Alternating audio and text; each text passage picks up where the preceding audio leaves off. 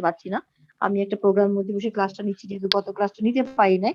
আমি গত ক্লাস আসলে বরিশাল যাচ্ছিলাম, গাড়িতে ছিলাম, তো নিতে পারি নাই। তো আপনাদেরকে আমরা আজকে আজকে যেটা পড়াবো সেটা হচ্ছে কৃষি খাতে আয়। আমরা আয়ের এর আগে আমরা বেতন বেতন থেকে বেতন আয়টা পড়িয়েছিলাম। কৃষি খাতে আয় উৎস যেটা আমাদের কৃষি খাতে আয়টা কি? কৃষি আয় হচ্ছে একটা জিনিস যে সাধারণত যেটা হচ্ছে বাংলাদেশে অবস্থিত যে কৃষি জমিগুলো রয়েছে সেখানে কৃষিকাজ সম্পাদনের মাধ্যমে যে আয় হয়, কৃষিকাজ করার ফলে যে আয় হয় সেটাকে মানে কৃষি আয়। আমরা তো সাধারণত বলি যে মানে কৃষি, আমাদের সাধারণ সেন্সে আছে কৃষক মানে খুব নিম্ন একটা বিত্ত একটা মানুষ যে কৃষি কাজ করে সেই কৃষক। কিন্তু আসলে যে কৃষি যে বিষয়টা, কৃষি আয় যে জিনিসটা সেটা একটা বিশাল বিষয়। কারণ আমাদের এই যে মানে যে জিনিসগুলোই আমরা আসে, কাঁচামাল যেগুলো আসে আমাদের, সেটা যে কোনো ক্ষেত্রেই হোক, সবকিছু কৃষি থেকে আসে। তো কৃষিটার ক্ষেত্রে যে আয় হয়, সেই কৃষি জমিকে ব্যবহার করে যে আয় হয় সেটা হচ্ছে কৃষি আয়। তো এখানে মানে ইংরেজিতে যে এগ্রিকালচার কথাটা আছে, সেই এগ্রিকালচার কথাটা যদি আমরা বলি, এগ্রিকালচারাল বিষয়টা ল্যাটিন যে শব্দটা, সেখানে হচ্ছে জমি। জমি জমি থেকে আসে, জমি চাষ থেকে আসে। কাজে যেহেতু আমরা ওভাবে বলি যে জমি জমি থেকে আসলে শুধুমাত্র জমি থেকে কৃষি করেই আসে না, এখানে জমি চাষ অনেকে হয় না, নিজের অনেক জমি আছে কিন্তু নিজে চাষ করে না, অন্যকে বর্গা দেয়। আছে না আমাদের এরকমের? অন্যকে, যেটা বর্গা বলি আমরা, অন্যকে দেয়, সেটা থেকে যে আয়টা হয় সেটা হচ্ছে কৃষি আয়। বা বনায়ন, অনেকে গাছ লাগায়, গাছ লাগালে গাছ থেকে বিক্রি করে, বিক্রি থেকে একটা আয় আসে, সেটা হচ্ছে কৃষি আয়ের একটা অংশ। তারপর হচ্ছে ধরেন খামার করে একটা জায়গার মধ্যে, ওই যে এগ্রিকালচার কথাটা বললাম যে এগ্রিকালচার সেটা হচ্ছে এটা মূল অর্থ হচ্ছে জমি। জমি থেকে সেখানে এই যে খামার করা হয়, খামার যেটা আমরা এখন পোল্ট্রি ফার্ম করা হয়, কিংবা পশু লালন পালন করা হয়, তারপর ফিশারিজ ফার্ম, মাছ চাষ করা হয়, এই সবকিছু থেকেই যে আয়টা হয় সেটা হচ্ছে কৃষি আয়। তাহলে আমরা কৃষি আয়টাকে বলবো যে এটা যে সাধারণত সাধারণ কথায় আমরা যেটা বলি, জমি, কৃষি থেকে জমি, কৃষি কাজ সম্পাদনের মাধ্যমে যে আয় সেটা হচ্ছে কৃষি আয়। আর এখানে যেটা আমরা এইটাকে যদি বৃহৎ ভাবে অনেক বড় পরিসরে ব্যাখ্যা করতে যাই, সেটা হচ্ছে শুধুমাত্র কৃষি জমি চাষ করে শস্য উৎপাদন করাটাই কৃষি আয় না।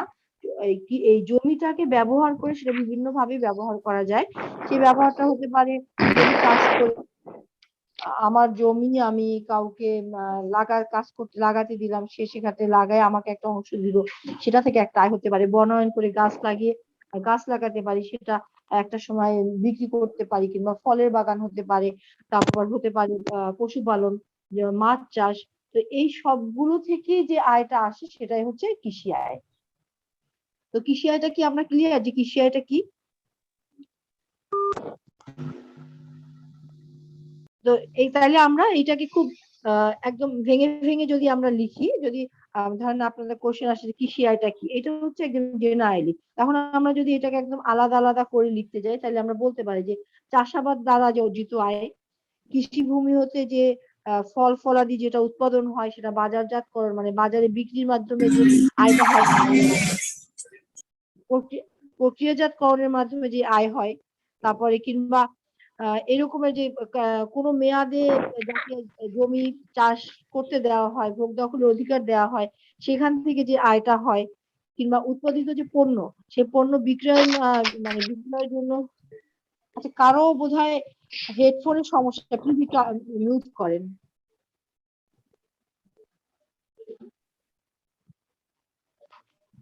তারপরে হচ্ছে যে এই যে কৃষি জমির কাছাকাছি কৃষি জমিতে যদি অনেকে ধরেন গোডাউন করে, গোডাউন কৃষি মানে একটা কাছাকাছি কোনো ঘর করে, সেটা থেকেও যদি আয় হয় সেটা হচ্ছে কৃষি আয়। তো এইভাবে তারপর আরেকটা কৃষি জমিতে কৃষি আয় আছে, যেটা হচ্ছে কৃষিকাজে ব্যবহার করা হয়। আচ্ছা, কেউ কি বুঝতে পারছেন কারটা থেকে আসছে? প্লিজ, যার থেকে আসছে সেটা তো বুঝতে পারছেন, একটু মিউট করেন। মানে সাউন্ড এরকমের সাউন্ড না যে কথা কানে, জাস্ট কানে লাগে সাউন্ডটা।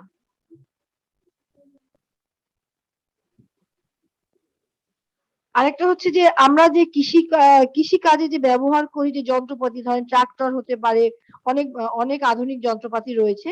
এইগুলো যখন মানুষ অনেক সময় ব্যবহার করার পর বিক্রি করে যে আয়টা হয়, কিংবা এইটা যে দাম থাকে তার থেকে বেশি দামে এটার যে ব্যবসা করে সেটা হচ্ছে কৃষিখাতে আয় হিসাবে ধরা হবে। আবার হচ্ছে যে চা বাগান বা রাবার বাগানের ক্ষেত্রে আয় হয় যেটা, সেটাও কিন্তু মানে চা বাগান এবং রাবার বাগানের ক্ষেত্রে একটা পার্সেন্টেজ আছে। সেটা হচ্ছে যে চা বাগান এবং রাবার চাষের 60% এবং চিনি এবং তামাক শিল্পের আয়ের রাজস্ব বোর্ড কর্তৃক অনুমোদিত অংশ। তার মানে হচ্ছে চা বাগান এবং রাবার বাগানের আয়ের 60% হচ্ছে কৃষি আয় হবে। এইগুলো থেকে আমরা যেটা বুঝতে পারলাম যে বাংলাদেশে অবস্থিত যে কৃষি জমি রয়েছে তা থেকে উৎপন্ন ফসল বিক্রি করে আয় হতে পারে, কৃষি জমি ব্যবহার করে কিংবা তার স্বত্ব প্রদানের মাধ্যমে আয় হতে পারে, কৃষি জমির কাছাকাছি যে ইমারত হতে আয় হতে পারে, কৃষি যন্ত্রপাতি বিক্রয় বা বীমা কোম্পানি ক্ষতিপূরণ থেকে প্রাপ্ত আয় হতে পারে, চা রাবার তামাক শিল্প যে একটা আয়ের অংশ, যেমন চা রাবারের ক্ষেত্রে 60% আর তামাক ও চিনি শিল্পের ক্ষেত্রে রাজস্ব বোর্ড প্রতি বছরই মানে তারা বলে দেয় যে কতটুকু অংশ কৃষি আয়ের অন্তর্ভুক্ত হবে, সেই অংশটুকু কৃষি আয় হিসাবে গণ্য হবে। এরপরে আসি আমরা কৃষি আয়ের বৈশিষ্ট্য কি।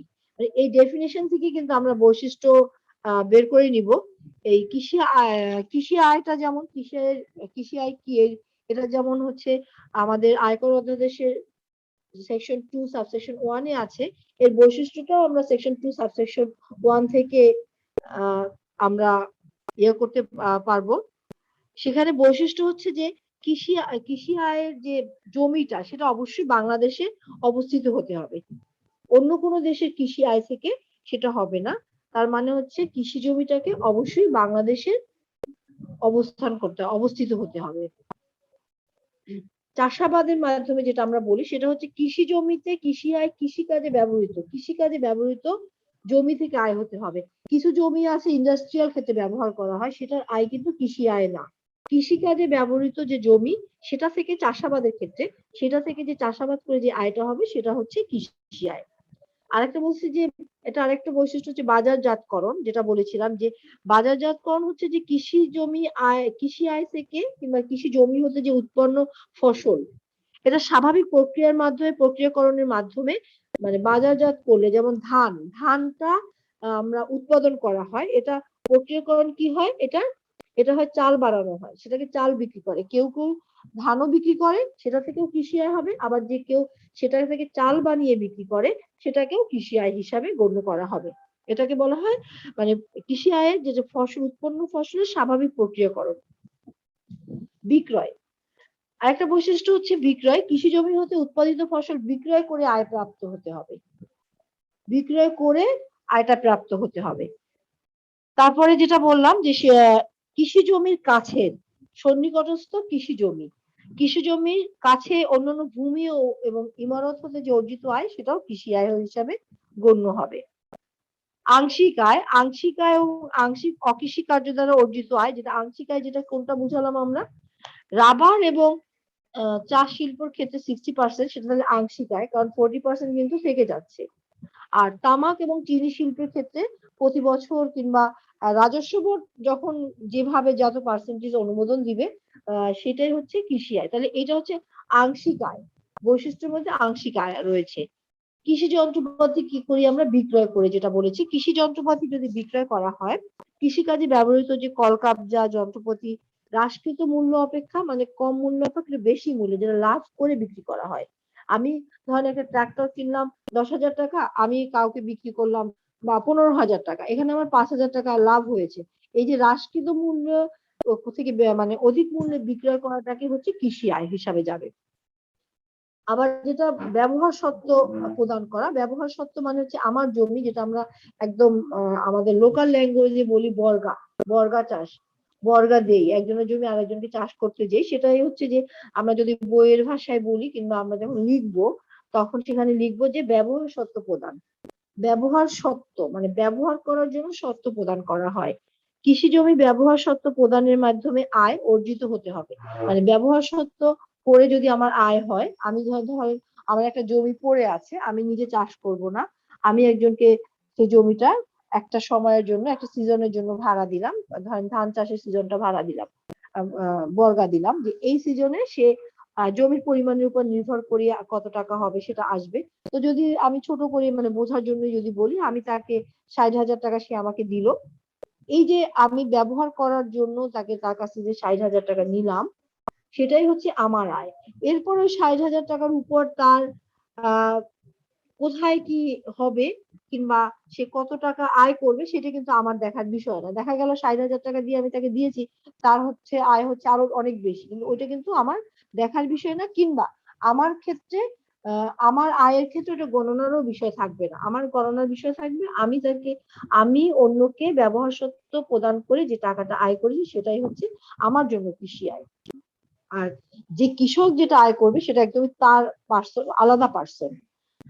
এরপর হচ্ছে এই যে আয়টা, মানে সাধারণ সব মানে প্রথমেই হচ্ছে একটা ইম্পর্টেন্ট বিষয় যেতে হবে যে এই আয়টাকে অর্থ দ্বারা পরিমাপ করতে হবে, যে মানে এটা অর্থ সমমান হতে হবে। যে আমাকে আগে অনেক আগে যেমন যেটা হতো যে অর্থনীতিতে আমরা পড়েছি যে টাকা ব্যবহার আগে যেটা হতো যে আমার ডাল দরকার, আমার ডাল বেশি রয়েছে, আপনার চাল বেশি রয়েছে, তখন আপনি আমাকে 2 কেজি চাল দিলেন, আমি আপনাকে 1 কেজি ডাল দিলাম। এই যে বিনিময় করা হলো, এটা কিন্তু অর্থের বিনিময় না, এটা হচ্ছে যে অনেক আগে যখন টাকা প্রচলন ছিল না, তখন হচ্ছে বিনিময় ছিল দ্রব্যের বিনিময়ে দ্রব্য আদান প্রদান করা। তো এখানে অবশ্যই আমাকে কৃষি আর মানে এই আমাদের রাজস্ব আইনের ক্ষেত্রে আয়টা দেখাতে হবে, অর্থ দ্বারা পরিমাপ করতে হবে, যেটা আর্থিকভাবে পরিমাপযোগ্য, যে টাকাটা মানে টাকা আসতে হবে এটার মাধ্যমে।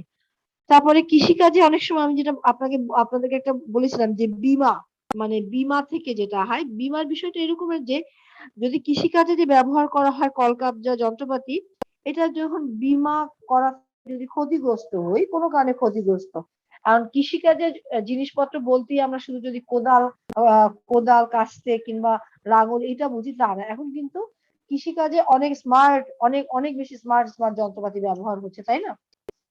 তো অনেক দামি, অনেক আধুনিক ইলেকট্রনিক অনেক কিছুই ব্যবহৃত হচ্ছে। তো সেই জিনিসপত্রগুলো যখন আমি কিনলাম অনেক দাম দিয়ে, যখন আমি একটা ট্রাক্টর কিনলাম, ট্রাক্টর কেনার পরে সেই ট্রাক্টরে একটা বীমা করা থাকে।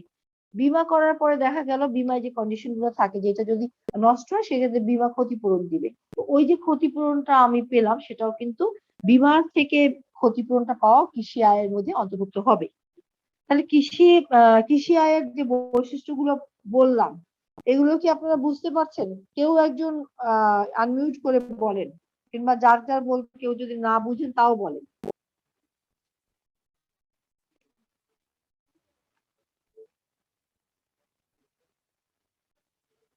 শুনতে পাচ্ছেন আমার কথা আপনারা? জি ম্যাডাম, শুনতেছি।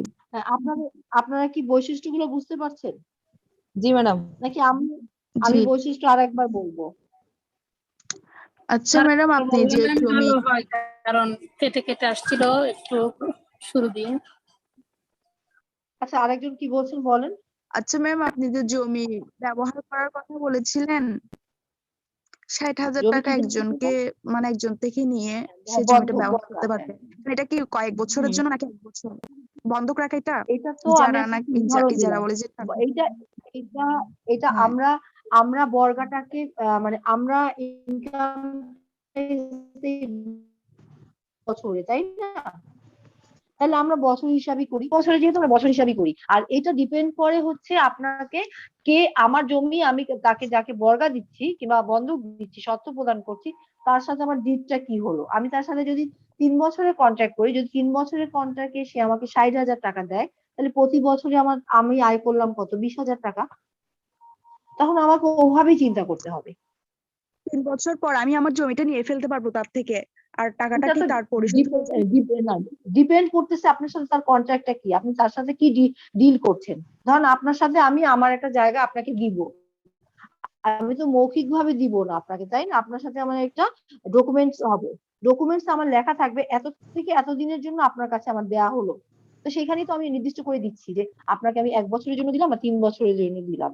আমরা যেহেতু আমাদের ট্যাক্সের জন্য এটা পড়ছি যে কৃষি খাতের আয় থেকেও আমাদের ট্যাক্স দিতে হয়, সেক্ষেত্রে আমরা যেটা হচ্ছে ট্যাক্সটা আমরা দেই বছরে, বছর গণনা করে এবছর জুন থেকে জুলাই পর্যন্ত যে বছরটা গণনা করি, আমি সেই হিসাবে বছর হিসাবে যে আয়টা হয় সেখান থেকে সেটাকেই আমাকে আমার ইনকাম ট্যাক্সের আয়ের মধ্যে নিয়ে নিতে হবে। আমার 3 বছর হোক 5 বছর হোক আমি তার সাথে কি কন্ট্রাক্ট করলাম সেটা ইনকাম ট্যাক্সের ক্ষেত্রে প্রযোজ্য না, প্রযোজ্য হচ্ছে আমি বছরে এইটা থেকে কত পাই। বাকি বছর আমার যদি 60,000 টাকা থাকে 12,000 টাকা প্রতি বছরে আসবে, হিসাবটা এভাবেই হবে। আচ্ছা ম্যাম এখানে হ্যাঁ, বলেন। আমি যে কৃষি জমিটা বর্গা দিই, তো যে চাষি ওটা নিয়েছে উনি যদি চাষ না করে যদি অন্য খাতে ব্যবহার করে সেক্ষেত্রে ম্যাম কি হবে? ওনার সাথে যখন আপনি বর্গা দিবেন তখন কিন্তু ওনার সাথে আপনার একটা কন্ট্রাক্ট থাকছে। আমরা যখন আপনি ঘর ভাড়া কিংবা দোকান ভাড়া দেন আপনি কিন্তু একটা কথা লেখেন, জানি না আপনারা এই কন্ট্রাক্ট গুলো দেখেছেন কিনা, যে যে উদ্দেশ্যে দোকান ভাড়া নেওয়া হয়েছে সেই উদ্দেশ্যে করতে হবে, কোথাও দেওয়া যাবে না কিংবা অন্য কোনো কাজে ব্যবহার করা যাবে না। এই কথাটা জানি যে আমরা প্রত্যেকটা কন্ট্রাক্টে এরকম একটা কিছু থাকে, যদি যদি সেইটা করে সেক্ষেত্রে সেটা সম্পূর্ণ বাতিল হবে এবং যে টাকাটা সে প্রদান করে সেটা ফেরত হয় না। সাধারণত এগুলো কন্ট্রাক্টে আপনার কন্ডিশন গুলো উল্লেখ থাকে। এখন কাউকে আপনি যখন কৃষককে দিবেন, একটা কৃষি জমি দিচ্ছেন, আপনি কিন্তু তাকে ইন্ডাস্ট্রিয়াল প্লট দিচ্ছেন না যে সেখানে সে ইন্ডাস্ট্রি করবে, আপনি দিচ্ছেন তাকে এগ্রিকালচার প্লট।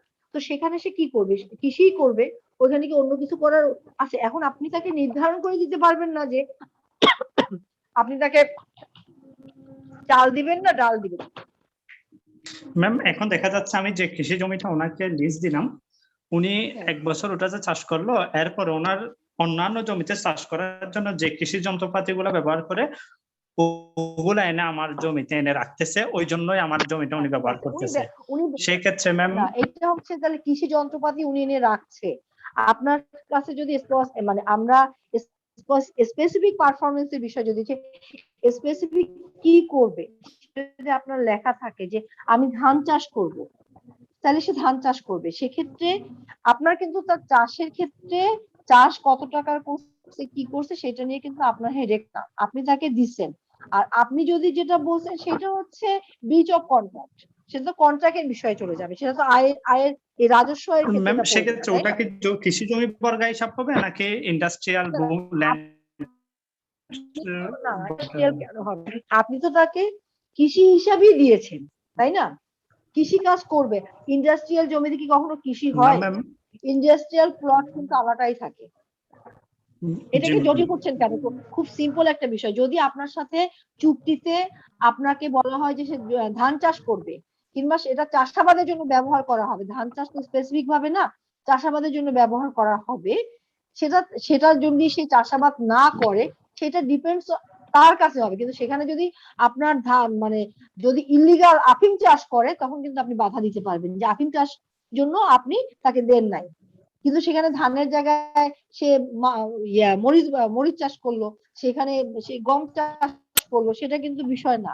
আবার যদি এটা হয় যে সে আপনার চাষের জমিটাকে পুকুর বানিয়ে ফেললো, পুকুর বানিয়ে সেখানে মাছ দিল, সেটা অবজেকশনেবল, তখন তখন চলে যেতে হবে আপনাকে এখানে না, আপনি তো তার কাছ থেকে টাকাটা আয় করেই আছেন। আপনি সে যেটা করছে সেটা হচ্ছে ব্রিচ অফ কন্ট্রাক্ট, আপনার সাথে কন্ট্রাক্টটাকে সে নষ্ট করেছে, সেটার জন্য আপনি তার কাছ থেকে সেই বর্গা টাকা আপনি কি বাতিল করতে পারবেন। হ্যাঁ, সেটা তো অন্য বিষয়। জি ম্যাম। আর কিছু কারণ নাকি আমি আবার বৈশিষ্ট্যগুলো আরেকবার বলবো?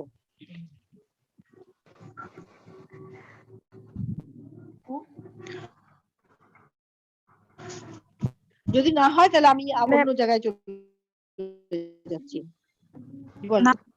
আচ্ছা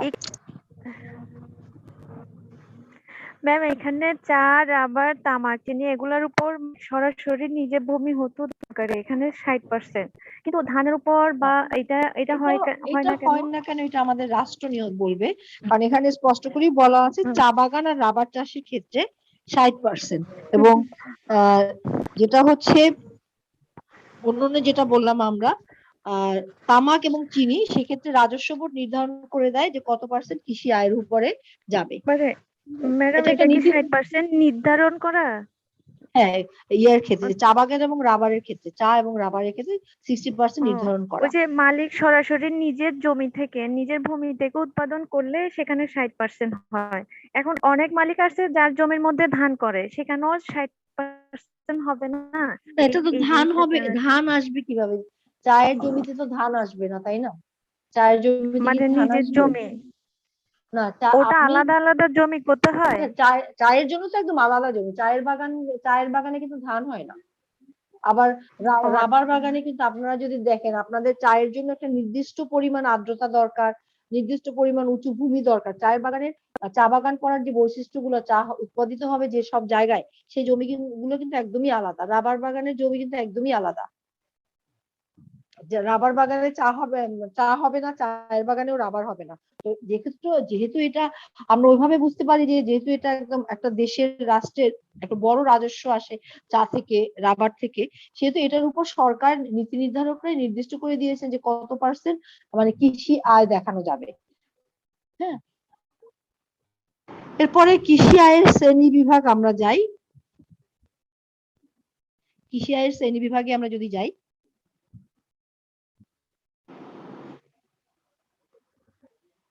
কৃষি আয়ের শ্রেণী বিভাগ, হ্যাঁ, এখানে হচ্ছে এটা হচ্ছে সেকশন 26-এ আছে, 26 রাজস্ব আয়ের অর্থাৎ আয়কর অধ্যাদেশের সেকশন 26 বলা আছে সেখানে বলা আছে কৃষি আয়ের যে শ্রেণী বিভাগ, একটা হচ্ছে আংশিক আয়, আংশিক কৃষি আয়, তারপর হচ্ছে সম্পূর্ণ কৃষি আয়, আর একটা হচ্ছে অন্যান্য কৃষি আয়। প্রথম হচ্ছে 3টা ক্লাসিফিকেশন করা হয়েছে, আংশিক, সম্পূর্ণ, অন্যান্য। এরপরে হচ্ছে আংশিক কৃষি আয় কোনগুলো আপনারা একটু লিখবেন, কৃষি আয়ের মানে ক্লাসিফিকেশনটা একটু লিখবেন প্লিজ।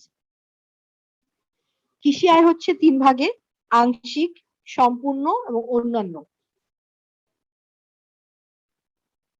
আপনারা কি লিখেছেন? জি ম্যাম, লিখছি। এখন আংশিক কৃষি আয় যেটা, আংশিক যে কৃষি আয়টা প্রথম ক্লাসিফিকেশন, এটারও আবার অনেকগুলো ভাগ রয়েছে। যেমন এটা যেটা আমরা একটু আগে বললাম, রাবার বাগানের আয়, চা বাগানের আয়, চিনি বা তামাক শিল্পের আয়। হ্যাঁ, এটা হচ্ছে আংশিক কৃষি আয়, কারণ আমরা আগেই পড়েছিলাম যে এগুলো থেকে আংশিক কৃষি আয় হচ্ছে। সেজন্য আংশিক কৃষি আয়কে আবার 3 ভাগে ভাগ করেছে, রাবার বাগানের আয়, চা বাগানের আয় এবং চিনি এবং তামাক শিল্পের আয়টাকে একত্র করে, মানে একত্রে দেখানো হয়েছে। আমরা আলাদাও লিখতে পারি, চিনি শিল্পের আয় কিংবা আবার একটা চা শিল্পের আয়, এটা আমরা লিখতে পারি। এটা গেল তাইলে আমরা আংশিক, আংশিক যেটা, হ্যাঁ, আংশিকটা লিখেছেন। আংশিকটাকে কয় ভাগে ভাগ করা হয়েছে? আংশিকটাকে 3 ভাগে, আংশিক কৃষি আয়কে 3 ভাগে ভাগ করা হয়েছে।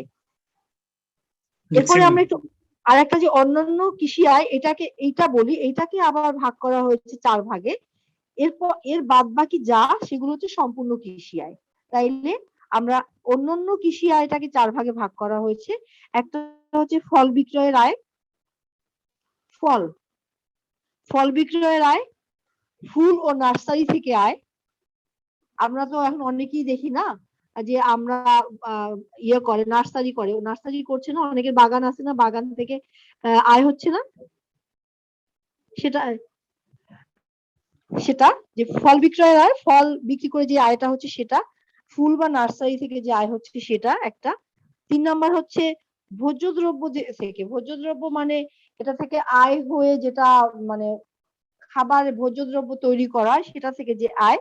আর এটা হচ্ছে বর্গা চাষের আয়, যেটা আমরা বললাম যে জমির স্বত্ব অন্যকে প্রদান করা হয়, সেটা থেকে আয়।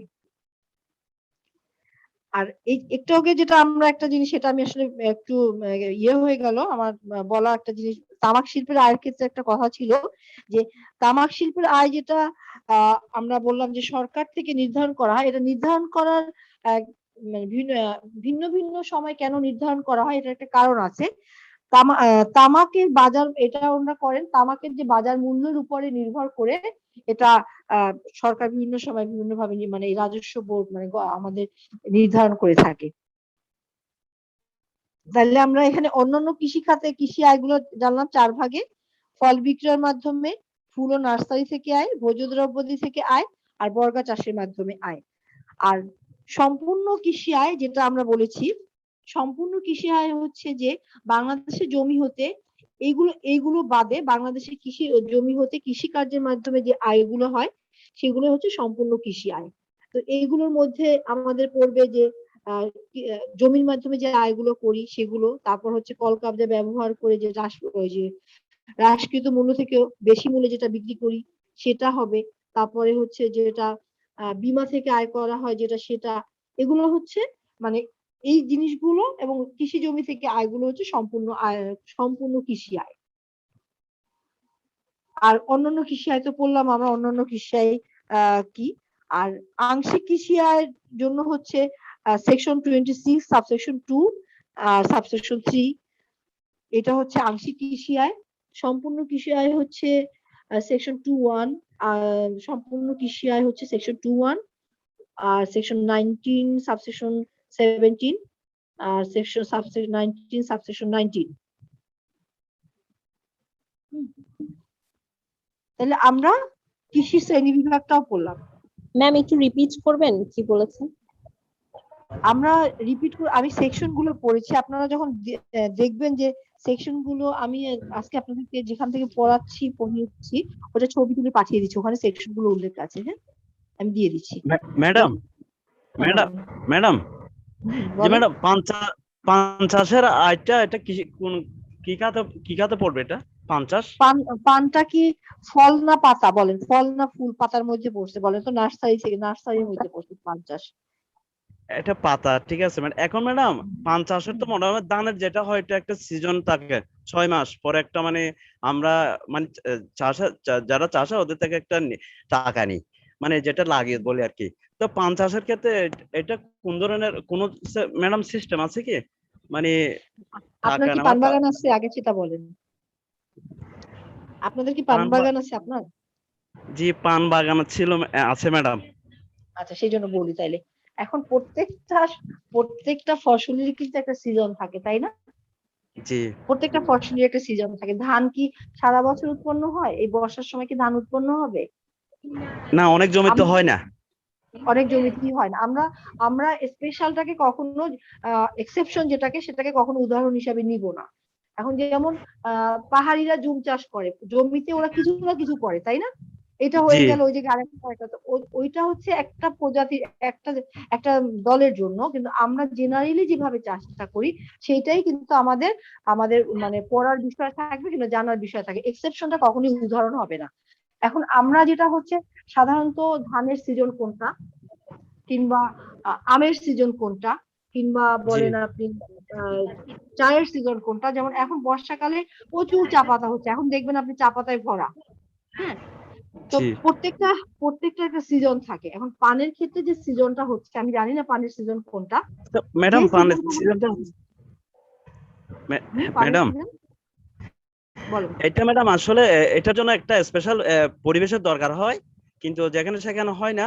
আর আরেকটা কথা হচ্ছে ম্যাডাম, পান চাষি যারা এরা কিন্তু সপ্তাহে সপ্তাহে পান তুলে কিন্তু ওরা একটা আয়ের ব্যবস্থা করে, যেটা ধান চাষে যেটা হয়তো 6 মাস। এখন বিষয়টা হচ্ছে কি, আমি আপনাকে বলি, আমরা কিন্তু পানের মানে ভৌগোলিক অবস্থান পড়ছি না, কিংবা আমরা মানে ওয়েদার বিষয়ে পড়ছি না, কোন ওয়েদারে হয়, কোন জমি লাগে। আমরা আয় ম্যাডাম, আমার আসলে প্রশ্নটা হচ্ছে ম্যাডাম ওইটাই ম্যাডাম, যেহেতু আয়ের উৎসটা আপনার আয়টাই যাচ্ছে, সেই জন্য আমি বলছি যে উনি 6 মাসের জন্য পান উৎপাদন করলো না 7 মাসের জন্য করলো, কি করলো, আপনার সাথে তার কন্ট্রাক্টটা কি, আপনার সাথে চুক্তিটা কি? আপনি তাকে কি হিসাবে দিয়েছেন? আপনি কত মাসের জন্য ব্যবহার করতে দিয়েছেন? মানে ধান চাষে যেভাবে আমরা একটা লাগিয়ে নিই 6 মাস পরে, ঠিক ওইভাবে দেব উনি না। ধরেন আপনি লিখিত না, আপনি মৌখিক ভাবে তাকে 6 মাসের জন্য দিয়েছেন। আমি ধরে নিলাম 6 মাসের জন্য দিয়েছেন, তাই না? জি, মৌখিক ভাবে ধরে নিলাম। ওকে, জি, মৌখিক ভাবে এখান থেকে আপনি 6 মাসের জন্য মৌখিক ভাবে দিলেন। 6 মাসে মৌখিক ভাবে দিয়ে আপনি 6 মাসে ওনার কাছ থেকে ধরে নিলাম আপনি 20,000 টাকা নিলেন, তাই না? ধরে নিলাম, আমি ধরে নিলাম। আর বাকি 6 মাস আপনি কি করছেন ওখানে? বাকি 6 মাস কি আপনি জায়গাটা ফেলে রাখছেন না অন্য কাউকে দিচ্ছেন? না, এটা ওইভাবেই থাকে। ওটা পানের বস্তা ম্যাডাম সারা বছরই ওইভাবেই থাকে। তাইলে তাইলে উনি আপনি 6 মাসের জন্য দিচ্ছেন নাকি দিচ্ছেন ওই জায়গাটায় আপনি 1 বছরে কত টাকা আয় করছেন সেটাই হচ্ছে আমাদের ইনকাম ট্যাক্সের প্রধান বিবেচ্য বিষয়। আপনি আচ্ছা। 1 বছরের মধ্যে আপনি কত টাকা আয় করছেন, সেটা 3 দিন ব্যবহার করুক, 4 দিন ব্যবহার করুক, 5 দিন ব্যবহার করুক, কিন্তু একটা বছরের মধ্যে আপনি কত টাকা আয় করছেন, আপনার সাথে কত টাকা কন্ট্রাক্ট হচ্ছে, সেইটাই হচ্ছে প্রধান বিবেচ্য বিষয়। বুঝতে পারছেন জিনিসটা? জি জি ম্যাডাম, বুঝছি ম্যাডাম, থ্যাংক ইউ। আর কারো কোনো কোশ্চেন?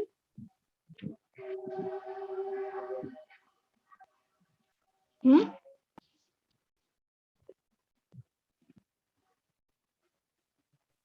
ম্যাডাম, এখানে হ্যাঁ বলেন। ইনকামের উপর কি কোনো ট্যাক্স দিতে হবে? মানে কত টাকা ইনকাম আমরা হইলে তো কৃষি ক্ষেত্রে বলেন যে কোনো ক্ষেত্রে আর কি, এখানে ইনকামের উপর কি ট্যাক্স আপনি দিতে হয়? আমি আসলে আমি জানি না আপনার আগের ক্লাসগুলো করেছেন কিনা। জি করেছি। শুরু থেকে কিন্তু আমরা বলেছিলাম যে আমাদের কত টাকার উপর কত টাকা ট্যাক্স দিতে হবে, এবং একটা মানুষের ধরেন আমি লয়ার, আমার পেশাজীবী হিসাবে আমার একটা আয় আছে, আমার একটা দোকান আছে ধরে নেন, আমি দোকানটা ভাড়া দিয়ে একটা আয় করি, হ্যাঁ, তারপরে ধরেন আমার একটা বাড়ি আছে, বাড়িটাকে আমি ভাড়া দিচ্ছি, সেখান থেকে আমি আয় করছি। আয় হচ্ছে বিভিন্ন ভাবে আয়, বিভিন্ন খাতে আয় হতে পারে, তাই না? কিংবা আমার গ্রামে আমার জায়গা আছে, সেই জায়গাগুলো আমি যেহেতু শহরে থাকি আমি ব্যবহার করি না, আমি এই কাউকে বর্গা দিয়ে আসলাম, সে আমাকে বাৎসরিক একটা টাকা দিল। তো বিভিন্ন সোর্স থেকে তো আমার কাছে টাকা আসছে না?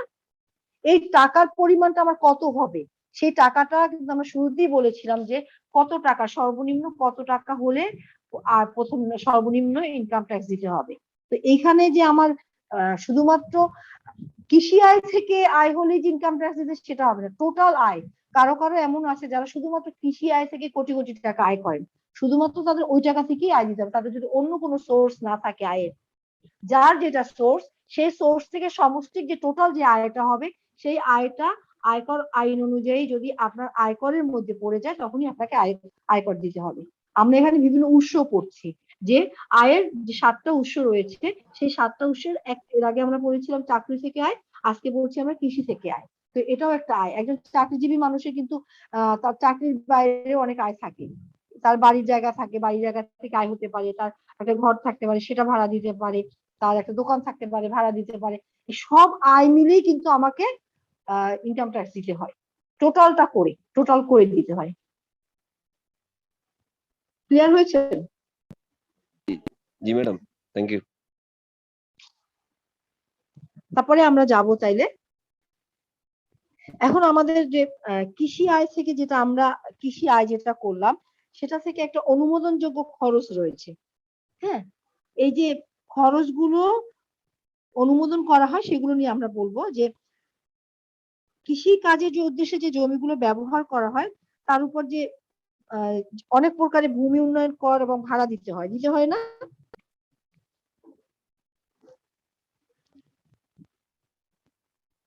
জি ম্যাম। সরি ম্যাম, কথাটা বুঝিনি, আরেকবার বলবেন? এইটা হচ্ছে বললাম যে আয়কর অধ্যাদেশের সেকশন 27টা একটু দেখেন বই সামনে থাকলে, সেকশন 27(1) বলা আছে যে কৃষি খাতে মোট আয় নির্ণয়ে, মানে মোট আয়টা আপনি নির্ণয় করবেন কিভাবে, সেক্ষেত্রে যে সকল খরচ সমূহ অনুমোদনযোগ্য বা বাদযোগ্য সেগুলো আমাদেরকে জানতে হবে। যে কোনগুলো, যেটা আমরা বেতন খাতে পড়েছিলাম না যে কোনটা করযোগ্য কোনটা করযোগ্য না, আপনাদেরকে একটা আমি দিয়েছিলাম, লিস্ট দিয়েছিলাম, মনে আছে? জি ম্যাম। কোনটা কর, এটা কিন্তু হচ্ছে যে কৃষির ক্ষেত্রে কোনটা আমাদের অনুমোদনযোগ্য কোনটা বাদযোগ্য সেটা আমাদেরকে জানতে হবে। তো কৃষিকাজের উদ্দেশ্যে ব্যবহৃত ভূমির উপর প্রদত্ত যে কোনো প্রকার ভূমি উন্নয়ন কর অথবা ভাড়া সেটা অনুমোদনযোগ্য। তারপরে হচ্ছে স্থানীয় কর, লোকাল যে আমরা ভূমির উপর যে স্থানীয় কর গুলো দেই, যেটা কি বলে সেটা লোকাল পৌরসভা কিংবা ইউনিয়ন কাউন্সিলে কিছু আমরা কর দেই না? আচ্ছা বেটার, এটা আমি আপনাদেরকে আগের মতো করে একটা দিয়ে দেই, শীট দেই, আমি শীটটা তৈরি করে দেই, তাহলে আপনাদের জন্য বুঝতে সুবিধা হবে। আগে যেমন শীটটা দিয়েছিলাম কোনটা করযোগ্য কোনটা করযোগ্য না বাদযোগ্য, সেভাবে একটা শীট দিয়ে দিই। জি ম্যাম, সেটা ভালো জি হবে। ম্যাডাম, ওটা সেটা ভালো আপনার হবে। জন্য, হ্যাঁ সেটা আমি করে নিচ্ছি, আমি করে আপনাকে দিচ্ছি। এখানে আমরা যখন কৃষি আয় থেকে ট্যাক্সের বিষয়টা আনবো, সেক্ষেত্রে আমাদেরকে মানে কিছু কৃষি আয় হচ্ছে স্পেশাল, কিছু কৃষি আয় রয়েছে যেগুলো হচ্ছে আমরা জেনারেলি আমরা এইগুলোর মধ্যে ইয়ে নেই। অন্যান্য যেগুলো আছে সেগুলো একটু আমরা বলি। সেগুলো হচ্ছে যেটা যেমন এরকমের যে কৃষিকাজ, যেটা আমি আপনাদেরকে বলছিলাম যে গবাদি পশু পালন করার জন্য যে কৃষি সমবায় সমিতি করি না আমরা, আপনারা দেখবেন গ্রামে যে কৃষিকাজ কিংবা এই যে গরু হাঁস মুরগি, এটার জন্য একটা গ্রামের মধ্যে কিছু বহুমুখী সমবায় সমিতি করে। এই সমবায় সমিতির মাধ্যমে কিছু আয় হয়। এই আয়টা হচ্ছে মানে কৃষি আয়ের একটা অংশ। তারপর মৌচাক, মৌচাকের যে মৌচাক অনেকটা মৌচাক কিন্তু অনেকের আয় হয় মৌচাক থেকে। অনেকের মৌচাক এখন ইয়ে ভাবে বানানো হচ্ছে না, কি বলে, কমার্শিয়াল বেসিসে মৌচাক করা হচ্ছে, যেখান থেকে মধু বের করে বিক্রি করা হয়। তো এই মধু কিংবা মৌচাকের মাধ্যমে যে আয়টা হয়, এবং এই মৌচাকের একটা অংশ থেকে কিন্তু মোম তৈরি করা হয়, আমরা জানি এটা। জি ম্যাডাম। মোমটা বিক্রি করেও যেটা হয় সেটাও কিন্তু কৃষি আয়ের মধ্যে পড়বে।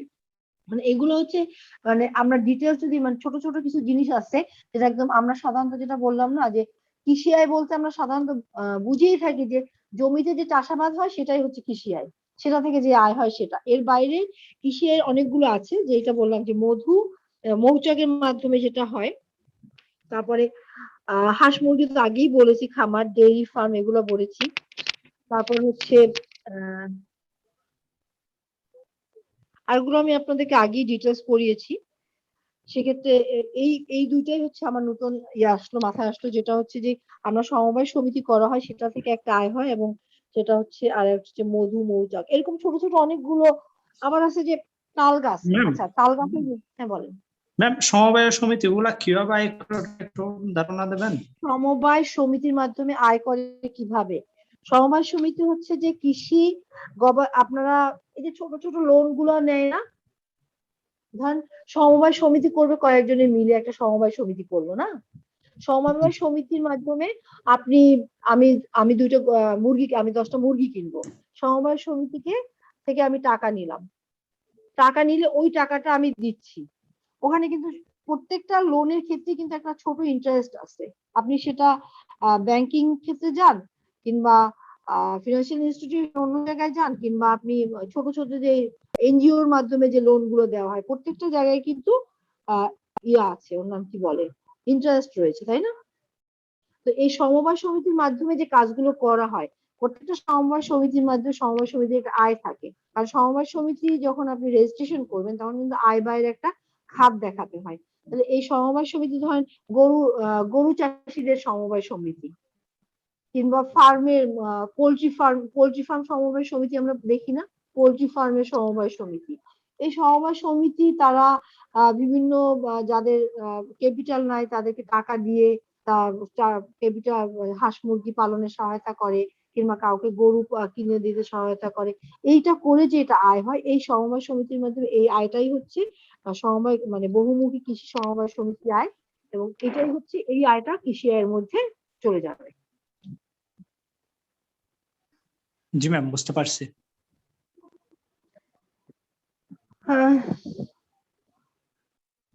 আবার আরেকটা কিছু জিনিস আপনাদের একটু বলি যে এগুলো আমাদের কৃষি আয় হবে না। কিছু জিনিস রয়েছে, যেমন ইটের ভাটা আছে না? জি ম্যাডাম। ইটের ভাটার জন্য যে মাটি বিক্রি করা হয়, হ্যাঁ, আপনি যখন ইটের ভাটার জন্য মাটি বিক্রি করা হয়, ইট প্রস্তুতের জন্য যে মাটি বিক্রি করা হয়, সেটা কিন্তু ওই মাটিটা কিন্তু কৃষি আয় হবে না। আবার সেচের জন্য যদি পানি সরবরাহ করে সেক্ষেত্রে যদি আয় হয়, পানি বিক্রি করে যেটা আয় হয় সেটাও কিন্তু কৃষি আয় হবে না। তারপরে মাছ ধরার যে ব্যবসা মানে ইজারা দেয় না, মাছ ঘাট ইজারা দেয়, তারপর খেয়া ঘাট ইজারা দেয়, এগুলো থেকে যে আয় হয় সেটাও হচ্ছে কৃষি আয় হবে না। তারপরে হচ্ছে লবণটাকে আমরা অনেকটাই ভাবি যে লবণ হচ্ছে যে কৃষি আয়ের মধ্যে আসবে, কিন্তু লবণ উৎপাদনের ক্ষেত্রে যেটা লবণ উৎপাদন কিন্তু কৃষি আয়ের মধ্যে যাবে না। তারপরে হচ্ছে যে মৃৎশিল্প, গরুর গাড়ি, তারপরে এই কাজগুলো করার জন্য মৃৎশিল্পের জন্য মৃৎশিল্পটাই যাই আমরা, মৃৎশিল্পের জন্য যে জমিটা ভাড়া দেওয়া হয় সেটা আপনার যদি মানে মৃৎশিল্প তো মাটি দিয়ে তৈরি, আমরা যদি সেভাবে চিন্তা করি যেটা জমি, সেটাও কিন্তু কৃষি আয় হিসাবে হবে না, এটা অকৃষি আয় হবে। মানে এই জিনিসগুলো আপনাদেরকে মানে ডিটেলস গুলো আপনাদের যতটুকু বললাম, এরপরে আপনারা ডিটেলস গুলো দেখেন যে এই জিনিসগুলো আমাদের কোন এর সাথে আরো থাকতে পারে ছোট ছোট জিনিস যেগুলো কৃষি আয় হিসাবে যাবে না। আর আংশিক কৃষি আয় এবং আংশিক ব্যবসায় যে আংশিক কৃষি আয় যেটা বললাম, আপনাদের কাছ থেকে আমি একটা কোশ্চেন আশা করছিলাম যে 60% যদি আমরা কৃষি আয় ধরি, তাইলে বাকি 40% আমাদের কি হিসাবে যাবে, আয়টা কি হিসাবে যাবে? এই কোশ্চেনটা আমি এই কোশ্চেনটা চাচ্ছিলাম যে আপনারা কেউ করেন, আমি বলি নাই, চাচ্ছিলাম যে আপনারা কেউ করেন যে তাহলে 40% আমাদের কি হিসাবে যাবে। তো যাই হোক, আমরা চা বাগানে যে 60% আয় যেটা বলছি, চা এবং রাবার বাগানের, সেই 60% যে চা বাগানের মানে চা উৎপাদনকারী যে চা বাগানের মালিক, সেটা সে শিল্পজাত দ্রব্যে রূপান্তর করার অংশে যে অংশগ্রহণ করেন, কারণ এটাকে কিন্তু চা বাগানের মালিক সরাসরি পাতাটা বিক্রি করেন না, এটা কিন্তু প্রক্রিয়াজাতকরণ করতে হয়, তাই না? চা পাতাকে প্রক্রিয়াজাতকরণ করে চা পাতা বানিয়ে তারপর সেটাকে বিক্রি করতে হয়। এই কারণেই এটাকে দুইটা করেছে, যে 60% করেছে কৃষি আয় এবং 40% করেছে মানে ব্যবসা কিংবা পেশাগতভাবে পেশা খাতে আয় হিসাবে এটাকে নিয়েছে। আর পেশা খাতে আয় মানে ব্যবসা খাতে আয়, সেটা তাহলে 40% হচ্ছে পেশা কিংবা ব্যবসা খাতে আয়। এটার কারণ হচ্ছে যে আমরা সরাসরি চা পাতাটাকে কৃষি জমিতে যেটা উৎপাদন করা হয় সেটা আমরা বিক্রি করতে পারি না, এটাকে একটা প্রক্রিয়াজাতকরণের মাধ্যমে চায়ে রূপান্তর করা হয় এবং চায়ে রূপান্তর করা হয়ে চাটাকে আমরা বিক্রি করি। এই কারণে এটা দুই ভাগ করেছে, যে এটা থেকে টোটাল আয়টাকে আয়ের 60% হচ্ছে কৃষি খাতে আয় হবে, 40% হচ্ছে ব্যবসা খাতে হবে। একটু আগে যেটা আমরা একটা কথা বললাম যে অনেকের বিভিন্ন ধরনের ইনকাম, সোর্স অফ ইনকাম থাকতে পারে। তো সেক্ষেত্রে এই যে দেখেন, যার একটা চা বাগান রয়েছে সে কিন্তু কৃষি খাতেও আয় করছে, আবার ব্যবসা খাতেও আয় করছে। যার একটা রাবার বাগান রয়েছে সে কিন্তু কৃষি খাতেও আয় করছে, রাবার খাতেও আয় করছে, তাই না? ম্যাডাম পাটের ক্ষেত্রে কি সেম? না, পাটের ক্ষেত্রে নাই, পাটটা সরাসরি কৃষি আয়ের মধ্যেই পড়েছে। পাটের ক্ষেত্রে যে উৎপাদন করে এটা আপনি পাট শিল্পে যেটা আমরা বানাই, যেটা শিল্পের মধ্যে ওই যে আপনি যখন পাট শিল্পটাকে আপনি কোন হিসাবে মানে পাট শিল্পের বিষয়ে একটু আবার ক্লিয়ার করেন, তারপর আমি উত্তর দিচ্ছি। পাট শিল্পটা ম্যাডাম পাট থেকে যেটা যে জমি থেকে পাট হয়, সেই পাটটাকে পুরোই কৃষি আয়ের মধ্যে নিয়ে গিয়েছে। যদিও পাটটাকে যেটা আমরা বলি পাট কাটার পরে এটা পানিতে ভিজানো হয়, ভিজানোর পরে দুই ধরনের জিনিস হয়, একটা হচ্ছে আঁশ তৈরি হয় আর একটা হচ্ছে জ্বালানি হিসাবে ব্যবহার করি, কি বলে এটাকে যেন মানে আমাদের লোকাল ল্যাঙ্গুয়েজে বলে পাটখড়ি। পাটকাঠি আমাদের লোকাল ল্যাঙ্গুয়েজে বলে খড়ি, পাটখড়ি, মানে আমাদের যে অঞ্চলে পাট উৎপাদন হয়, বরিশাল অঞ্চলে, বরিশাল ফরিদপুর অঞ্চলে পাটখড়ি বলে। আর একটা হচ্ছে আঁশ করে। তো এইটা হচ্ছে কি, পাটখড়িটাকে আপনি তাহলে কিভাবে ব্যবহার করছেন? পাটখড়িটা হচ্ছে ম্যাক্সিমাম ক্ষেত্রে হচ্ছে পাটখড়ির মধ্যে গ্রামে দেখবেন পাটখড়িতে গরুর যে গাছ গুলো সেগুলোকে দিয়ে জ্বালানি হিসাবে ব্যবহার করা হয়। মানে সরাসরি পাটখড়ি যদি আপনি চুলায় দেন তাহলে একবারে মানে অনেক আগুন হয়, মানে খুব দ্রুত শেষ হয়ে যায়। কারণ এইটাকে আবার মডিফাই করা হয়, গরু ছাগলের রসটাকে নিয়ে এটাকে শুকিয়ে এক ধরনের জ্বালানি বানানো হয়। এটা দেখেছেন কেউ গ্রামে? না ম্যাডাম। দেখেছি ম্যাডাম। জি ম্যাডাম, গুন্ডা বলে এটাকে। কি বলে? চিরাগের ভাষায় গুন্ডা বলে এটাকে। আচ্ছা, আমি আসলে জানি না, আমাদের গোবর দিয়ে যেটা করা হয় আর কি। হ্যাঁ, গোবর দিয়ে যেটা করা হয়, হ্যাঁ গুটে আমাদের ওদিকে গুটে বলে, ঠিক আছে। হয়তো মানে কমনই, সব জায়গায় কম বেশি কাছাকাছি বলা হয়। তো সেক্ষেত্রে পাটটাকে যেটা করা হয় ওইটাকে আপনার ওই ভাগটাকে পাটটা আলাদা করা হয় না। এখানে যখন পাট উৎপাদন করা হয় ওইটাকে পুরোটাই পাটকে কৃষি খাতে আয় হিসাবে নেওয়া হয়েছে। শুধুমাত্র আংশিক আয় যেটা বলা হয়েছে, আংশিক কৃষি আয়, আংশিক ব্যবসা আয়, সেটা চারটা ক্ষেত্রে বলা হয়েছে। সেটা হচ্ছে চা বাগান থেকে রাবার চাষের মাধ্যমে চিনি এবং তামাক, এই চারটার ক্ষেত্রে আংশিক কৃষি আয় হবে এবং আংশিক ব্যবসা আয় হবে। আম বাগান, তারপর মালটা বাগান, এগুলা কোন খাতে পড়বে? এটা কৃষি আয় হবে। আপনি বাগানটাকে তো উৎপাদন করছেন, ফল, আমরা ফল বলেছি না, আম তো ফল, ফল পড়েছি যে ফল কি, ফলটা হচ্ছে কৃষি আয়ের মধ্যে পড়বে। যেমন অন্যান্য কৃষি আয়ের মধ্যে আমরা কিন্তু পড়েছি যে ফুল এবং ফলের চাষ, নার্সারি, এগুলো ঘাস, আপনারা দেখবেন যে ঘাসও কিন্তু বিক্রি করা হয়, ঘাস বিক্রি করা হয় না?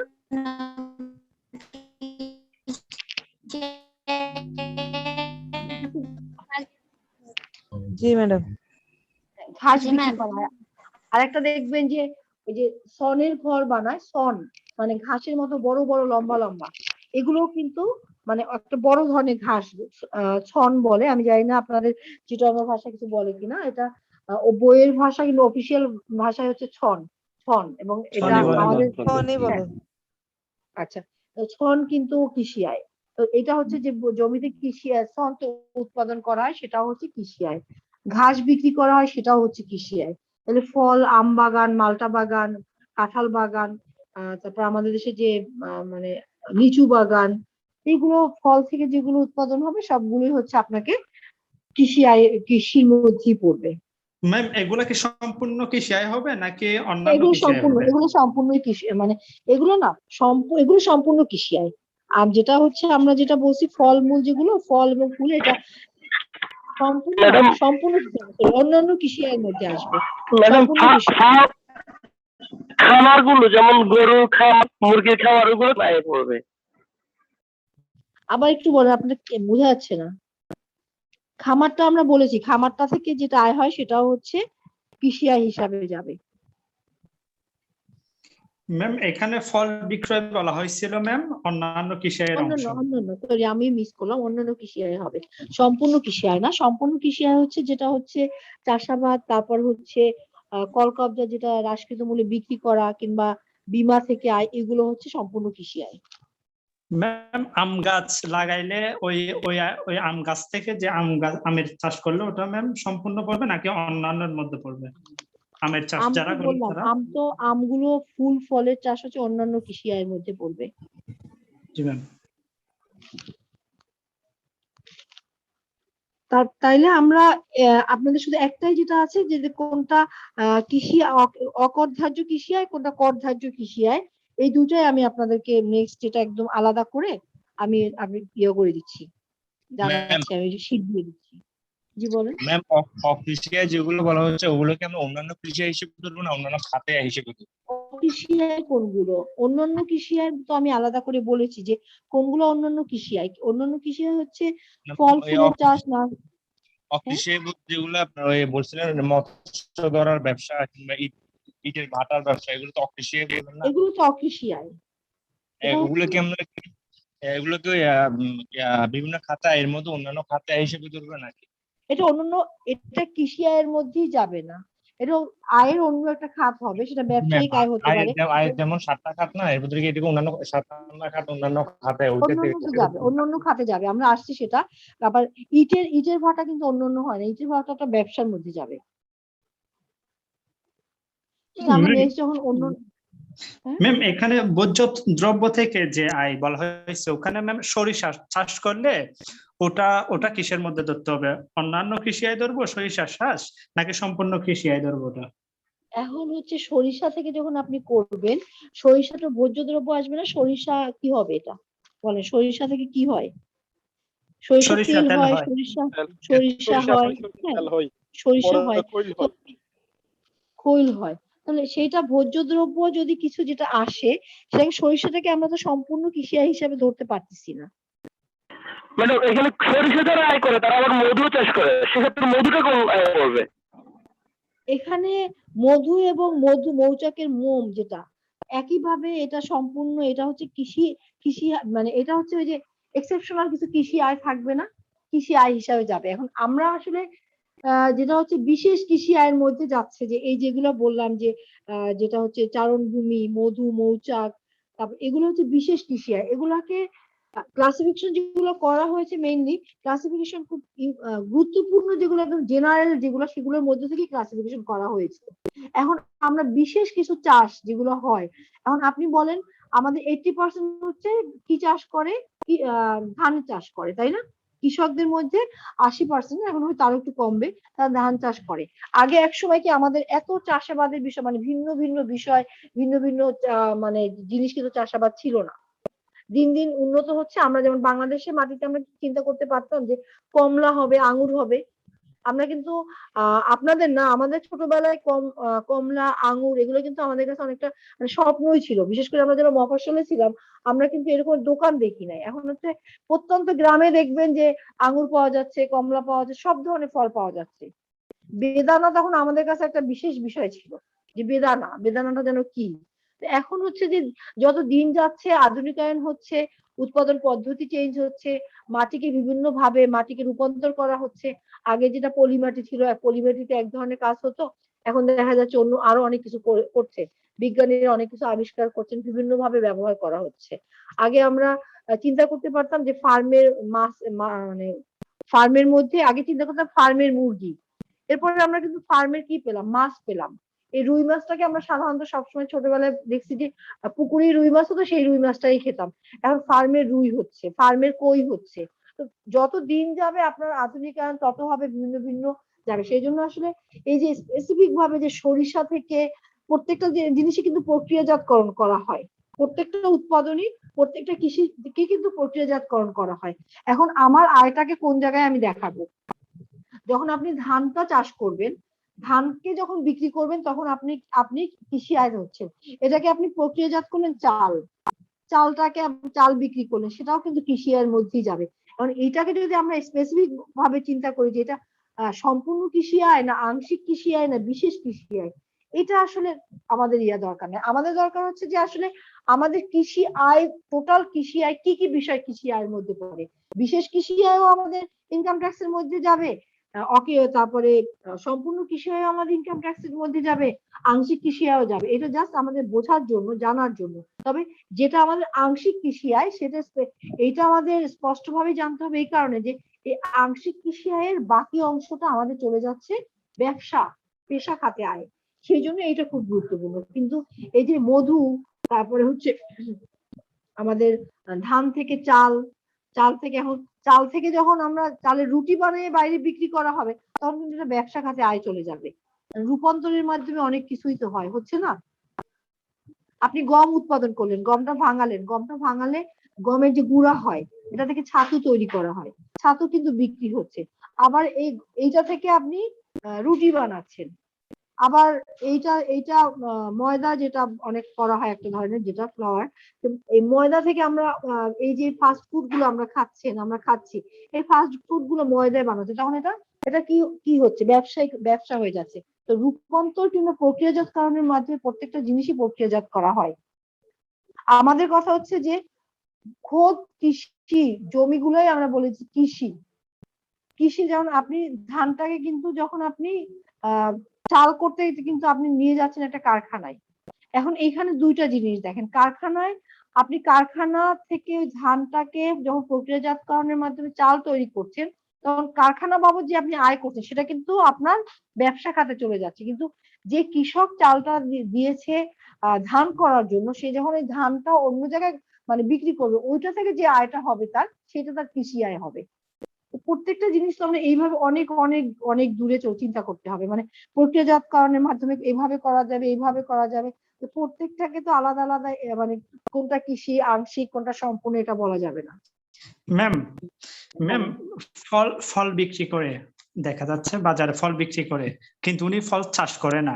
তো এটা কি ম্যাম কৃষি আয় হবে নাকি ব্যবসা থেকে আয় হবে? ব্যবসা আয় হবে, কারণ উনি তো চাষ করছেন না। এটা একটা হচ্ছে উৎপাদন করা, উনি যদি নিজে উৎপাদন করে বিক্রি করতো, তাহলে কৃষি খাতে আয় হতো। উনি তো মধ্যস্বত্ব, মানে একজন মধ্যম পার্সন। আমি আমার জায়গা কিংবা আমার জায়গায় আমি উৎপাদন করছি, উৎপাদন করে আমি বিক্রি করে দিচ্ছি, আমি একটা গুদামে বিক্রি করে দিচ্ছি।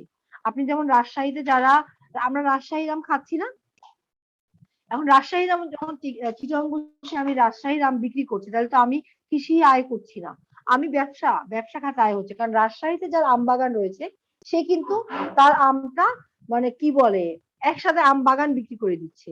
আম বাগানটা যখন বিক্রি করছে ওইটা থেকে যে আয়টা হচ্ছে সেটা তার জন্য কৃষি আয় হচ্ছে। আবার যে কিনে নিচ্ছে সে যখন এইটা আবার বিভিন্ন জায়গায় বিক্রি করছে সেটা তার ব্যবসায়িক আয় হচ্ছে। আবার ছোট ছোট মানুষ মানে অল্প অল্প যে কিনছে সে যেটা বিক্রি করছে পার্সিয়ালি বিক্রি করছে সেটাও তার ব্যবসায়িক আয় হচ্ছে। কারণ একটা ফলের দোকানে আম থাকবে, তারপরে কমলা থাকবে, আঙ্গুর থাকবে, যে আমটা আনছে সে কিন্তু ওই ব্যবসায়ীর কাছ থেকে যে কিনে নিয়ে আসছে তার কাছ থেকেই নিচ্ছে, সেও ব্যবসা করছে সেও ব্যবসা করছে। কৃষি আয় হবে তখন যার বাগান থেকে বিক্রি করা হয়েছে, যে বিক্রি করেছে ওনার যে আয়টা সেটা হচ্ছে কৃষি আয়। পরবর্তীতে বিভিন্ন ভাবে আয়টা হতে পারে, আম দিয়ে আমসত্ত্ব বানানো হচ্ছে, আম দিয়ে কোনো ফাস্ট ফুডের দোকান জুস বানানো হচ্ছে, তো বিভিন্ন ভাবে আয় হচ্ছে, সেটা তো আর কৃষি আয় হবে না। কৃষিজাত দ্রব্য দিয়ে যেটা ব্যবসা মানে আয় হবে সেটাই তো কৃষি আয় না। আমরা কৃষি আয়ের ডেফিনিশনে কি পড়েছিলাম? কৃষি আয়ের ডেফিনিশনে বলছিলাম চাষাবাদ দ্বারা অর্জিত আয়। একদম ইম্পর্টেন্ট কথা ছিল চাষাবাদ দ্বারা অর্জিত আয়, কৃষিভূমি হতে উৎপাদিত ফসলাদি বাজারজাতকরণের উদ্দেশ্যে কৃষক কর্তৃক যে আয়টা, তাহলে কৃষি যেটা উৎপাদন করে, কৃষি যেটা বাজার করলো সেটা থেকে আয়। বুঝতে পারছেন? ম্যাম রাজশাহীতে যারা আম বিক্রি করে ওই যে যখন মুকুল আসে আমের, মুকুল থেকে যখন ছোট ছোট আম আসে তখনই না ম্যাম ব্যবসায়ীদের কাছে বিক্রি করে দেয়। এখন যারা ব্যবসায়ী তারা ম্যাম 6 মাস প্রায় 5-6 মাস ওগুলা পরিচর্যা করে। এখন ওনাদের ওই ইয়েটাকে কিভাবে ধরবো ম্যাম? এইটাকে তো ওনার তো জায়গা না, ওনার জায়গা না। প্রথম চিন্তা করেন ওনার জায়গা না। আমরা বলছি যে জায়গা সত্য যদি বিক্রি করে সেক্ষেত্রে যেটা আয় হবে সেটাও কৃষি আয়। এখানে কিন্তু উনি ব্যবসায়িক উদ্দেশ্যে মানে প্রসেস, মানে আমি বায়না করে রাখলাম, আমি ওই ফল বাগানটা বায়না করে রাখলাম, মুকুল ধরছে, এত মুকুল আসছে আমের, সেই মুকুলের ধরে আমি বায়না করে রাখলাম যে এটা যখন ফল আসবে তখন এই ফলগুলো আমার হবে। এখানে এই কয়দিনের সে তার কন্ট্রাক্টের মধ্যে সেই ফুলটাকে লালন পালন সে করবে, সে কিন্তু উৎপাদন করছে না, উৎপাদন করছে কিন্তু কৃষক। বুঝতে পারছেন জিনিসটা? সে তার ব্যবসায়িক উদ্দেশ্যে এটাকে পরিচর্যা করছে, তার ব্যবসায়িক উদ্দেশ্যে এটাকে পরিচর্যা করছে, নার্সিং করছে, এটা কিন্তু তার উৎপাদন না। তাহলে আমরা একটা পণ্যের উপরে কয়েকবার কর দিতে হচ্ছে না আমাদেরকে ম্যাম? সেটাই তো হবে না। আপনি তো মানে একটা পণ্যের উপর অনেক ভাবে হবে, কারণ মানুষ তো এটা কি বলে বিকেন্দ্রীকরণ। আপনি ধরেন একটা ধান উৎপাদন হলো, ধানটাকে আপনি চাল বানালেন, যে ভুসিটা থাকলো ভুসিটাও কিন্তু বিক্রি হচ্ছে না? তারপরে ধান কাটার পরে যে গোলায় নাড়া ওঠে, নাড়াটাও বিক্রি হচ্ছে, সেটা থেকেও কিন্তু আয় হচ্ছে আপনার। তারপরে আপনি চাল বানালেন, চালটাকে আপনি কত পদ্ধতি কত কি করতে পারেন, চাল থেকে পিঠা বানিয়ে মানুষ বিক্রি করছে, চাল থেকে রুটি বানিয়ে বিক্রি করছে, চাল থেকে ভাত খাচ্ছি, চাল থেকে অন্য জিনিস হচ্ছে, এই যে একজন এক এক ধরনের করে সেটা থেকে আয় করছে। আমরা আমাদের কৃষি খাতে আয়ের মূল ফোকাস হচ্ছে চাষাবাদের মাধ্যমে, কৃষি পণ্য উৎপাদনের মাধ্যমে মূল যে জিনিসটা আয় হচ্ছে সেইটা। এরপর এটা বিভিন্ন ভাবে প্রক্রিয়াজাতকরণ হোক, যেভাবে হোক এটা চলে আসবে একটা বড় শপিং মলে, তো সেইটা তো কৃষকের আয় না, কিংবা আমার আপনার যার জায়গা আছে তার আয় না। যার যে উনি বললো পান চাষ যে দিল বললেন, উনি কিন্তু যে টাকাটা দিচ্ছেন সেটা ওনার কৃষি আয়। আবার একজন কৃষক ওনার মধ্যে আরো 5টা পানের বাগান বর্গা নিয়েছে, সে 5টা বাগান থেকে যদি তার আয় হয় মানে আয়কর যোগ্য আয় হয়, সেও কিন্তু কৃষি উৎপাদন করবে।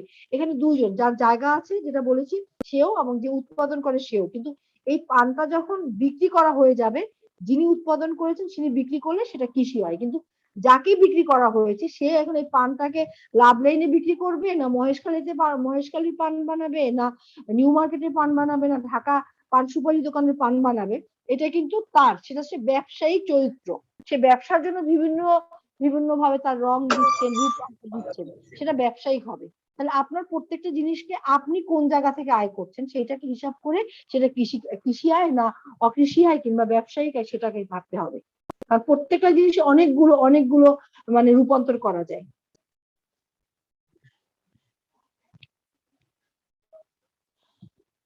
আর কিছু?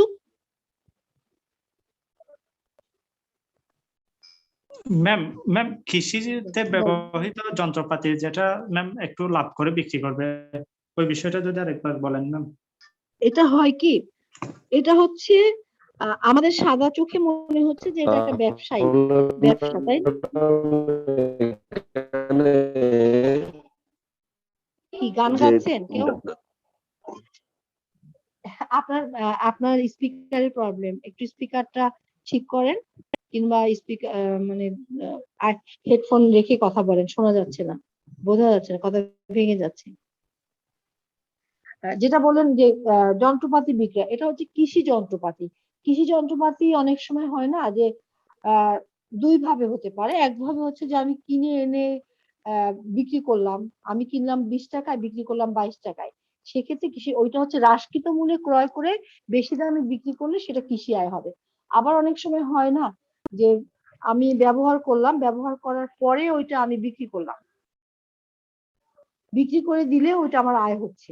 ব্যবহার করার পর আমার অনেক সেকেন্ড হ্যান্ড যে জিনিসগুলো আসে সেটাও কৃষি আয় হবে। আবার আরেকটা বলছি যে এই মেশিনারি যখন আমি কিনি তখন দামি মেশিনারিদের বীমা করা হয়, ইন্স্যুরেন্স করা হয়, সেক্ষেত্রে যদি নষ্ট হয়ে যায় ইন্স্যুরেন্স থেকে যে আয়টা হবে সেটাও কৃষি আয়। কারণ হচ্ছে এটা কৃষি খাতে ব্যবহার করার জন্য এই যন্ত্রপাতিগুলো কেনা হয়েছে, কৃষি খাতে ব্যবহার করার জন্য এই যন্ত্রপাতিগুলো একজন থেকে আরেকজনকে বিক্রি করে আয় করা হয়েছে।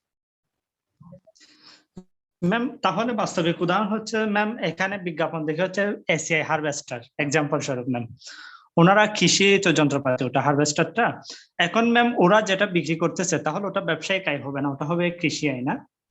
আপনি যেটা যারা এটা হচ্ছে যদি আপনি বলেন যে ট্রাক্টর, কিন্তু মানে কিছু জিনিস হচ্ছে আপনার এলসি করে আনতে হচ্ছে, আমাদের কৃষি আনতে হচ্ছে না। এই যেটা আপনাদের যেটা প্রথমে বললাম যে কৃষিতে চাষাবাদের ক্ষেত্রে কিংবা কৃষি উৎপাদনের ক্ষেত্রে এখন বাংলাদেশ না সারা বিশ্ব অনেক আধুনিকায়ন, অনেক যন্ত্রপাতি, আধুনিক যন্ত্রপাতি হয়েছে, অনেক দামি দামি যন্ত্রপাতি হয়েছে, যেগুলো অনেকটা হচ্ছে আমাদের দেশেও তৈরি করছে না।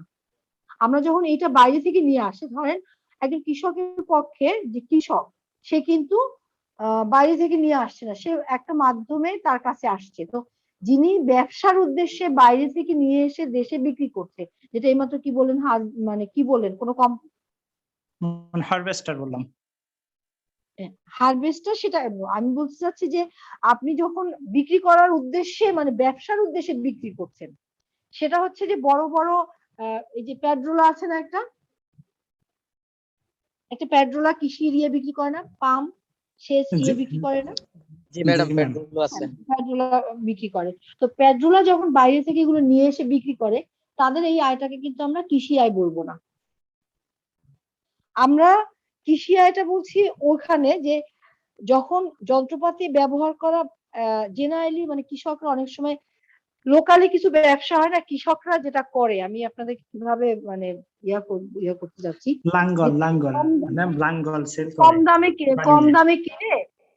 কম দামে কিনে অনেক সময় একটু বেশি দামে বিক্রি করে না, খুব ছোট ছোট কিছু করে। এই বড় বড় প্রতিষ্ঠান, রেজিস্টার্ড লিমিটেড কোম্পানি, এই পেট্রোলার মতো, এদের এগুলো কৃষি আয় হবে না। কৃষি আয়ের ক্ষেত্রে হচ্ছে কৃষক, এখানে কিন্তু কৃষক সংশ্লিষ্ট থাকতে হচ্ছে, এবং আমাদের ধারণাটা করা উচিত এইটা হবে না যে কৃষক মানেই খুব গরিব, একদম আমাদের চোখে যেটা ভাসে চাষাভুষা বলতে আমরা ভাবি খুব গরিব একটা শ্রেণীর মানুষ, একটা তারা সারাদিন খুব হাত দিশার একটা মানুষ, ওইটা না।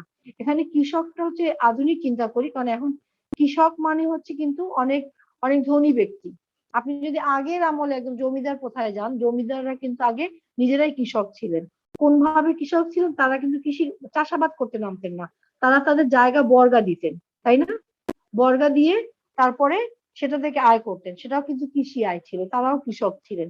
এখনো দেখবেন অনেক অঞ্চলে আছে, যদি আমি জানি না আছে কিনা এরকমের আপনাদের পরিচিতর মধ্যে, যে আমরা যদি হয়তো অনেকে বলতে লজ্জা পায় যে আমার বাবা কৃষক কিংবা আমার পূর্বপুরুষ কৃষক, যেমন আমি যদি বলি আমার পূর্বপুরুষ কৃষক ছিলেন, আমার বাবার আগের কৃষক ছিলেন, আমি বলি যে তারা কৃষক ছিলেন, আমার দুই পুরুষ আগে কৃষক ছিলেন, কারণ তাদের জায়গা ছিল, সেই জায়গা তারা জায়গা জমি বর্গা দিতেন, কিছু নিজেরাও চাষ করতেন। এটা হচ্ছে আমাদের, আমরা আসলে কি বলছি যে আসলে সে কৃষকটা কি, কৃষক মানে ওরকম হাড্ডি কঙ্কাল সার, ওই যে একটা আমাদের সাহিত্যে যেভাবে আমরা চিন্তা করি, কবিতায় যেটা বলে যে চাষা ভুষা কিংবা তাদের কিছু নাই, এটা সেই কৃষক না। কৃষি তো এখন অনেক আধুনিকায়ন, তাই না? সেইভাবে আমরা কৃষিটাকে চিন্তা করি, চাষিটাকে চিন্তা করি। বলেন।